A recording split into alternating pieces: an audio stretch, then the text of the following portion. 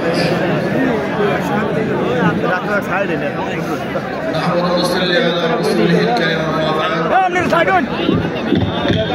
بالله من الشيطان الرجيم بسم الله الرحمن الرحيم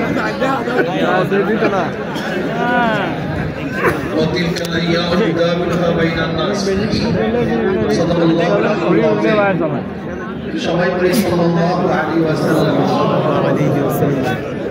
ইসলামী যুব আন্দোলন কর্তৃক আয়োজিত যুব কনভেনশনের সম্মানিত সভাপতি মহাসুপৃষ্ট আমাদের সেরেতা শ্রদ্ধাভাজন আমির হযরত বিশ্বহুজুর চরমনায় দামাত বরকাতুল আলিয়া, সর্বস্তরের নেতৃবৃন্দ, সকল স্তরের যুবক ভাইয়ের আমার, আজকে আমাদের খুশিতে মন ভরে গেছে। আজকে আসমানের ফেরেশতাগুলিও এই যুব কনভেনশনের উপস্থিতি দেখে তারা খুশিতে আত্মহারা। যুবক যদি জাগ্রত হয় তাহলে সেই জাতি জাগ্রত হয়, যুবক যদি জাগ্রত হয় দেশ জাগ্রত হয়, যুবক যদি ভালো হয় সেই সমাজটা ভালো হয়ে যায়, যুবক যদি ভালো হয় তাহলে দেশটা ভালো হয়ে যায়। মনে রাখতে হবে ইসলামী যুব আন্দোলন রুহানিয়াতের সমন্বিত প্রয়াস, রুহানিয়াত ও জিহাদের সমন্বিত প্রয়াস। ইসলাম মনে রাখতে হবে, রুহানিয়াতকে বাদ দেওয়া যাবে না, রুহানিয়াতকে ধারণ করতে হবে।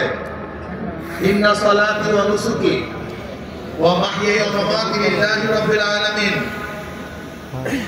আমার জানি ইবাদত, আমার মানি ইবাদত, আমার আন্দোলন, আমার সংগ্রাম, সরার্থ উদ্যানে আসা, আমার সময় দেয়া, আমার জীবন দেয়া, আমার মাল দেয়া, আমার ত্যাগ করা সম্পূর্ণ কার উদ্দেশ্যে? জোরে বলেন একমাত্র আল্লাহর উদ্দেশ্যে। ইসলামী যুব আন্দোলন সাহাবাদের অনুসরণ করে, সাহাবাদের অনুসরণ ইসলামী যুব আন্দোলন। সাহাবাদেরকে ভুলবেন না, তারাই আমাদের অনুপ্রেরণা। আমরা তাদের দেখানো পথে চলতে চাই, তাদের মহব্বত অন্তরে লালন করি, তাদের ভালোবাসতে জানি, তাদেরকে ভালোবাসতে জানি, তাদেরকে এত মহব্বত করে আমাদের জীবনের চেয়ে সাহাবায়ে কেরাম থেকে বেশি মহব্বত করি। শুধু কি তাই, যারা সাহাবাদেরকে ঘৃণা করে সমালোচনা করে ওদেরকে আমরা মহব্বত করতে পারি না, আমরা ভালোবাসতে পারি না। আমরা জনাব মুহাম্মদ রাসূলুল্লাহ সাল্লাল্লাহু আলাইহি ওয়াসাল্লাম আদর্শ গ্রহণ করে তার দেখানো নীতির আদর্শ বাস্তবায়ন করতে চাই। আমরা এরদোগানের আদর্শ বাস্তবায়ন করতে চাই না, আমরা বুরসির আদর্শ বাস্তবায়ন করতে চাই না, আমরা মদিনার আদর্শ বাস্তবায়ন করতে চাই। আমি যুব আন্দোলনকে বলবো, খবরদার সুন্নাতকে বাদ দিয়ে কোন আন্দোলন সংগ্রাম আমরা করতে চাই না। আমরা সুন্নাতকে ধারণ করে আন্দোলন সংগ্রাম করতে চাই। আমরা সুন্নাতকে জবাই দিয়ে তাকিয়ার নামে, আমরা কৌশলের নামে সুন্নাতকে জবাই দিতে চাই না, বরং আমরা চাই সুন্নাতকে সমন্বিত করতে, সুন্নাত অনুযায়ী চলতে। আমি বিশ্বাস করি ওয়ালা তাহিনু ওয়ালা তাহজানু ওয়া আনতুল আ'লাউনা ইন কুনতুম মুমিনিন।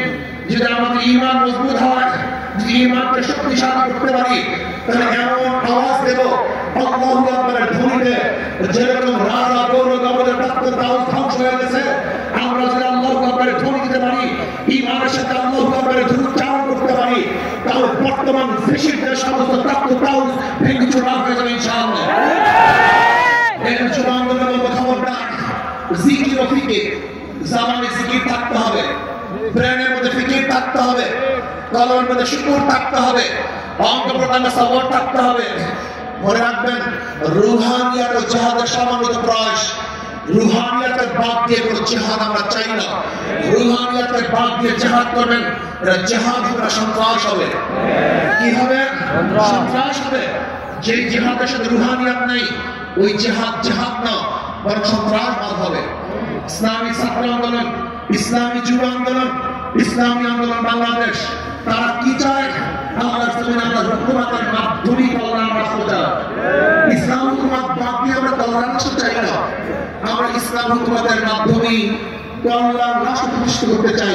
আমরা বিশ্বাস করি ইসলাম হুকুমত ব্যতীত secularism, socialism, capitalism, communism, democracy কোন আদর্শ মানুষকে শান্তি দিতে পারে না, মুক্তি দিতে পারে না।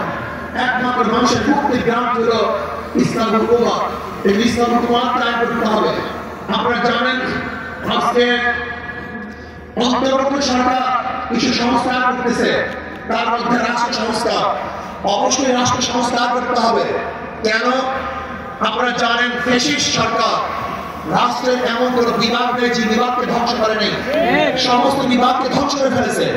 কাজী ধ্বংসস্তূপের উপরে সুন্দর একটা নির্বাচন হওয়াটা সম্ভব নয়। আগে সংস্কার হবে, তারপরে নির্বাচন হবে। রাষ্ট্র সংস্কারের মধ্যে আমি বিচার বিভাগের স্বাধীনতা চাই, বিচার বিভাগের পূর্ণ স্বাধীনতা চাই। আজকে আমরা কি দেখেছি, সরকার পরিবর্তন হওয়ার সাথে সাথে সমস্ত আসামিরা খালাস হয়ে গেছেন। আবার সরকার পরিবর্তনের সাথে সাথে অনেক আসামি জেলে ঢুকে ঢুকে পড়ছেন। তার মানে বিচার বিভাগ কি সরকারি ইঙ্গিতে চলে? একটা ভালো রাষ্ট্রের, উন্নত রাষ্ট্রের সবচেয়ে বড় মানদণ্ড হলো বিচার বিভাগের স্বাধীনতা। যে রাষ্ট্রের মধ্যে বিচার বিভাগের স্বাধীনতা নাই, ওই রাষ্ট্র ভালো কল্যাণমুখী একটা রাষ্ট্র হতে পারে না। এর জন্য আমি বিচার বিভাগের স্বাধীনতা চাই। এমন স্বাধীনতা চাই, বিচারকরা আইন অনুযায়ী বিচার করবে, কারণ ইঙ্গিতে বিচার করবে না, কারোর দিকে দৃষ্টি বিচার করবে না, বরং আইনের যা আছে সেই অনুযায়ী সে রায় প্রদান করবে। এমন স্বাধীনতা বিচার বিভাগে থাকতেই হবে। এমনকি ওই চেন্নাইকে, চিটাগের চেন্নাইকে সেও যদি বিচারের আওতা দিয়ে, সেও যে আইনের আওতায় খালাস পায়, আমার কোনো আপত্তি নেই।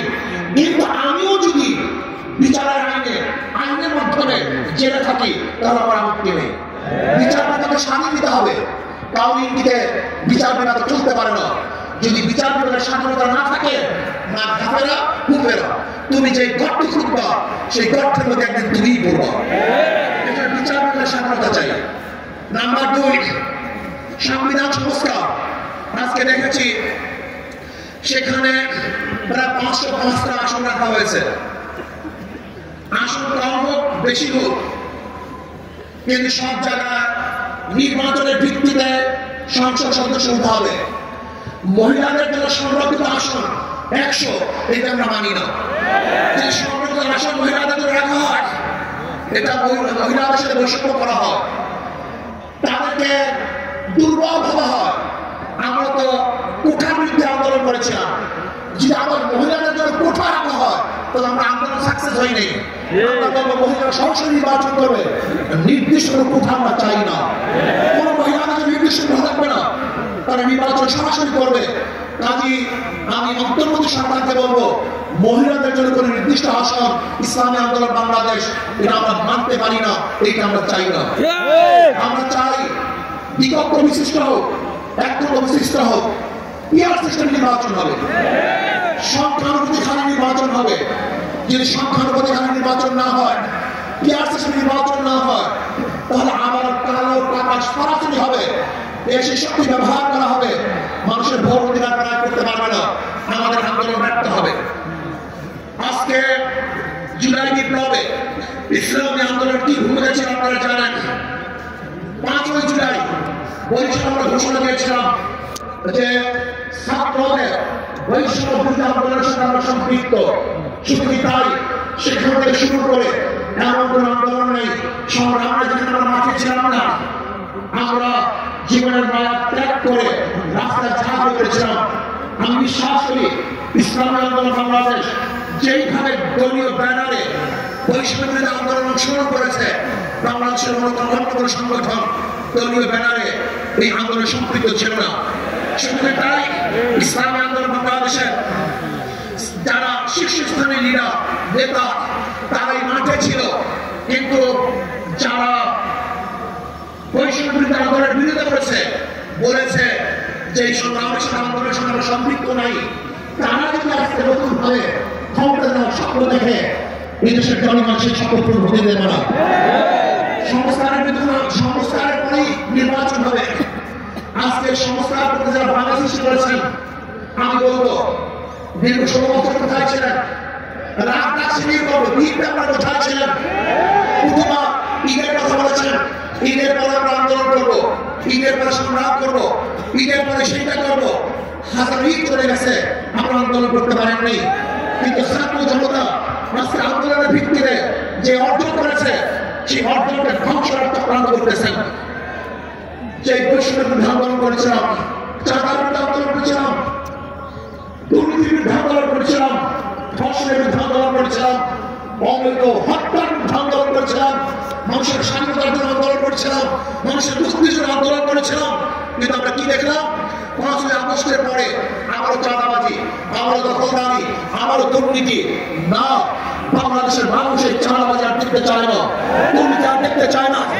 যারা 53 বছর পর্যন্ত বাংলাদেশকে 5 বার দুর্নীতির চ্যাম্পিয়ন করেছে, ওই সমস্ত দলকে বাংলাদেশের জনগণ আর ক্ষমতা দেখতে চায় না। জনগণ কি ক্ষমতা দেখতে চায়? ইসলামকে ক্ষমতা দেখতে চায়। বাংলাদেশের জনগণ ইসলামের আদর্শের মানুষকে ক্ষমতা দেখতে চায়। যারা খাঁটি ইসলাম, মদিনার ইসলাম নিয়ে সংগ্রাম প্রসার হবে, বাংলাদেশের মানুষ তাদেরকে গ্রহণ করবে। মদিনার ইসলামের বাহিরে কোন নব ইসলামকে বাংলাদেশের গ্রহণ করবে না ইনশাআল্লাহ। আসুন, ইসলাম হুকুমাতের জন্য আমাদের সাধনা করতে হবে, চেষ্টা করতে হবে। আমাদের আন্দোলন এখন সমাপ্ত হয় নাই, আমাদের সংগ্রাম এখন শেষ হয় নাই, আমাদের যুদ্ধ এখনো শেষ হয় নাই।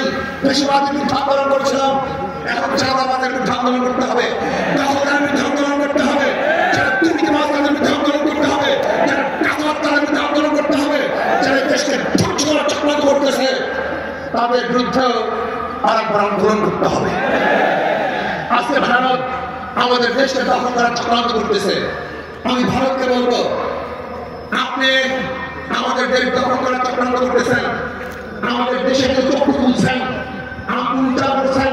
আপনি জানেন বাংলাদেশের অবস্থাটা কি? আমরা জীবনভর লড়াই করি, বেঁচে আছি, লড়াই করি, বাঁচবো ইনশাআল্লাহ। আমরা জীবনভর লড়াই করেছি, আরো লড়াই করবো, লড়াই করতেই থাকবো। যতদিন ইসলাম হুকুমাত না কায়েম হবে, ততদিন পর্যন্ত ইনশাআল্লাহ মাঠে থাকবো, ময়দানে থাকবো। প্রিয় ভাইরা আমার, আগামী নির্বাচন আসতেছে, 9 সমাপ্ত কর্মদের ইসলামের আজকের থেকে আমাদের কাজ শুরু হবে। মাঠে ময়দানে প্রত্যেকটা দাঁড়ে দাঁড়ে ঘরে ঘরে গিয়ে মানুষ ইসলামের কথা বোঝাতে হবে, ভোট আদায় করতে হবে, ইসলামের পক্ষে আমরা ভোট নিয়ে আসবো। আল্লাহ আমাকে এবং আমাদের সবাইকে ইসলাম হুকুমাত কায়েম করার চেষ্টা করার এবং সর্বোচ্চ ত্যাগ করার তৌফিক দান করেন। যুব কনভেনশন শিল্পী আদায় করছি, যারা আয়োজন করছেন সবাইকে ধন্যবাদ জ্ঞাপন করছি। আসসালামু আলাইকুম ওয়া রাহমাতুল্লাহি ওয়া বারাকাতুহু।